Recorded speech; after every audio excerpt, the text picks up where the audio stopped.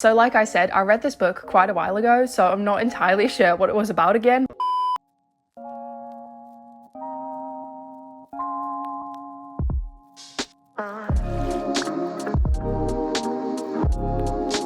Hi everybody and welcome back to a new video on my booktube channel. I've had quite a busy week with a lot of fun things, and I also just had my shop update where I uploaded my new products to my Etsy web shop.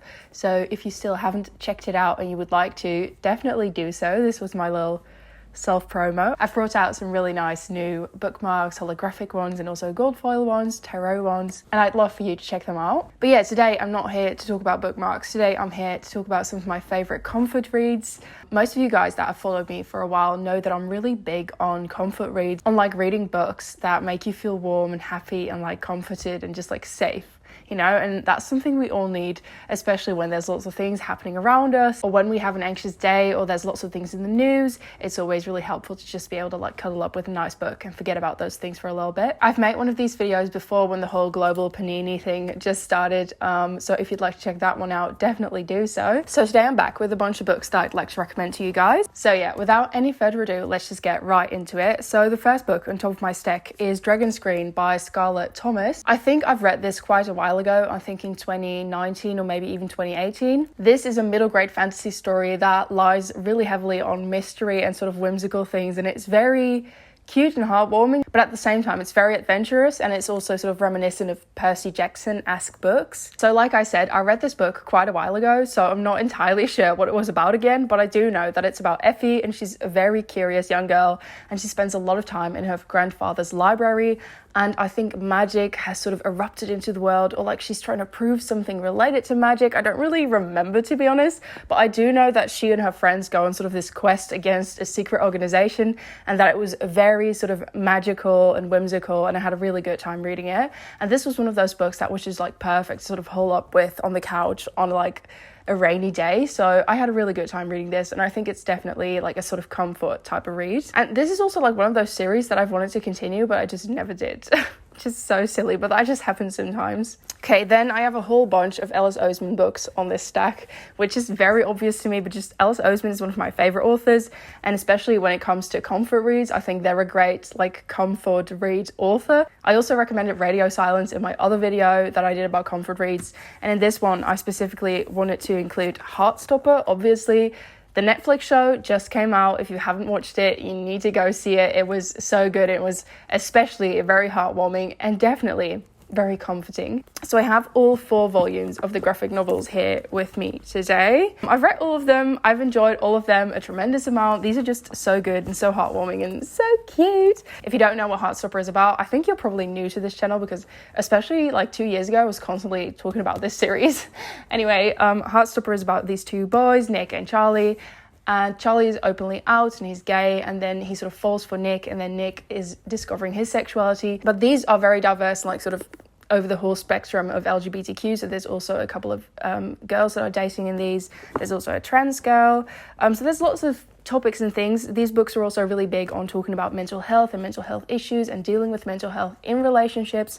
They're also very coming of age, so all that sort of stuff, and they're all really good. And then Heartstopper is about Georgia, who's off to university, and she's never really been in love, and then when she goes to uni, she's like, I'll meet the love of my life and it will all happen to me. But then when she gets there, she's sort of like discovering that maybe she's asexual, and like, what does that entail, and how does friendship factor into all this? And this book is really big on friendship and discussing friendship between peers. And I think it's also nice that this is not set in high school but university. And yeah, this was just a really good one, and especially the way the friendships were described in this was so heartwarming and made me so happy and just like feel so joyful to be alive. I don't know, that's the best way I can put it, I think. So if you want to feel joyful to be alive, I would highly recommend this. Then another book I would like to recommend is Instructions for Dancing by Nicola Yoon, which I read in the summer of last year. This was also a really heartwarming read. This was a book that just made me feel like so happy. I had to smile and laugh a few times out loud as well. So in this book we follow a girl who basically starts getting these weird like sort of paranormal, like psychic-esque visions of people. So when she looks at couples, she can like see their love story, like how they got together, but she can also see how it's going to end. And so that makes her sort of very pessimistic, but then as she learns to deal with it, she sort of learns some lessons in love. And what love really means and whether love is worth it to be had even if it goes wrong in the end.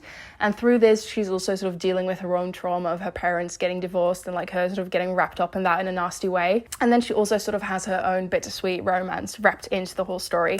This was really good. I really enjoyed reading this book. I haven't heard a whole lot of people talk about it, even though Nicola Yoon is a fairly popular author. But yeah, I really enjoyed it. I definitely thought it was very heartwarming, but definitely more like sort of the bittersweet type of heartwarming, like not as cutesy like some of these other books. So if you want a book that is not super adorable all the time, but also has like more of a bittersweet tinge to it, then that is one I would highly recommend. A book that is also definitely one of my favorite comfort reads is Lonely Castle in the Mirror by Mizuki Tsujimura. I read this last year. It was so good. It was amazing. It was one of my favorite books of last year. This is basically about a girl who one day sees her mirror glowing up and she goes through it and she comes into this magical castle, and there she meets all these other kids that are also staying home from school, so none of them are going to school.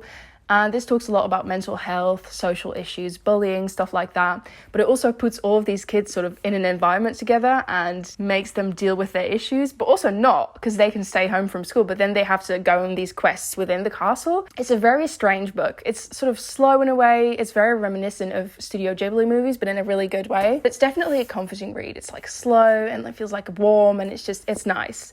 But it also talks about social issues, so I thought that was really cool and I really enjoyed it. And then my last recommendation for this video today is Before the Coffee Gets Cold by Toshikazu Kawaguchi. This is the second book, but I don't own the first one, but I did read it. I have it on ebook. So if you want to get it, don't buy this one. This is the second one, but I'm just holding this one up as like a placeholder. Both of these novels are short stories, and they're all these stories about people who come to the cafe to go time travel. So these are time travel books. I love a good time travel book. If you have any time travel book recommendations, let me know. So you read all these short stories about different characters coming to this cafe, and basically you can get a cup of coffee and then you can sit at a table and travel back in time.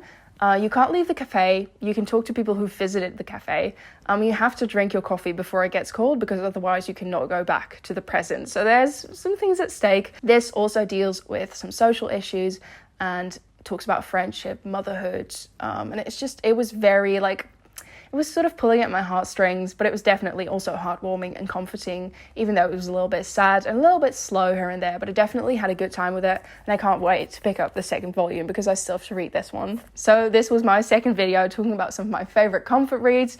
I really hope you guys enjoyed this. Definitely let me know in the comments down below if you have any comfort reads, and if you have any comfort reads recommendations for me you think I would be comforted by. If you don't know what to comment some nice comforting emojis, and yeah, I'll see all of you in my next video. Thank you so much for watching. Bye guys!